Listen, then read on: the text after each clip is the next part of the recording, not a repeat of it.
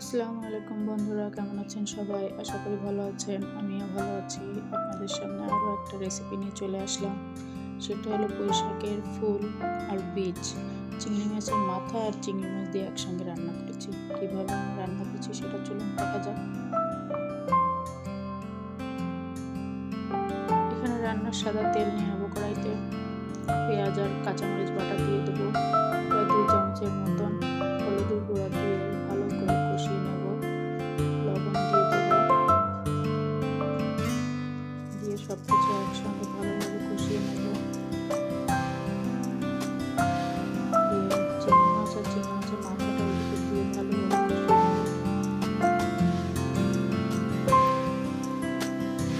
কষাবো আমি ভালোভাবে, এর থেকে তেল ছেড়ে দেবো।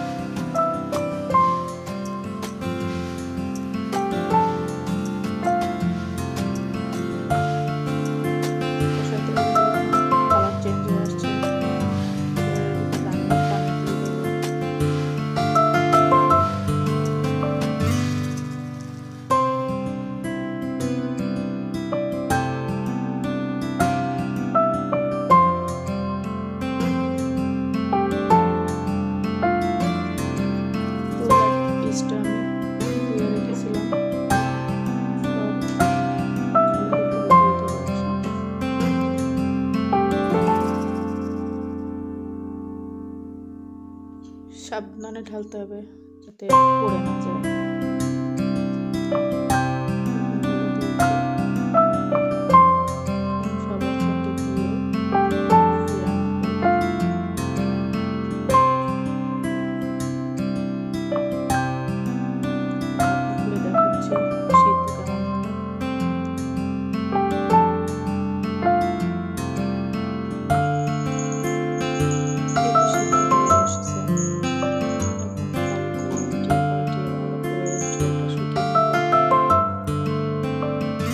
চাইলে ঝোল অবস্থায় রাখতে পারেন।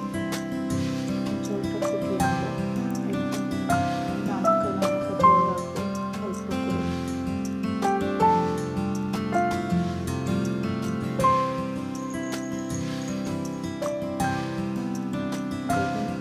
শুকিয়ে এসেছে, এরকম রাখবো। চুলাটা অফ করে দিয়ে তরকারিটা নামিয়ে নেব।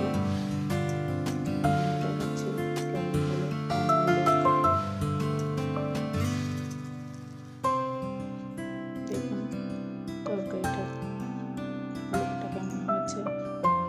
আপনারা চাইলে বাসায় এইভাবে ট্রাই করতে পারেন। চিংড়ি মাছ দিয়ে তো সবাই রান্না করে, চিংড়ি মাছের মাথা দিয়ে তো রান্নায় প্রথম করলাম। কেমন হলো জানাবেন। লাইক কমেন্ট শেয়ার করে পাশে থাকবেন। আল্লাহ হাফেজ, সবাই ভালো থাকবেন।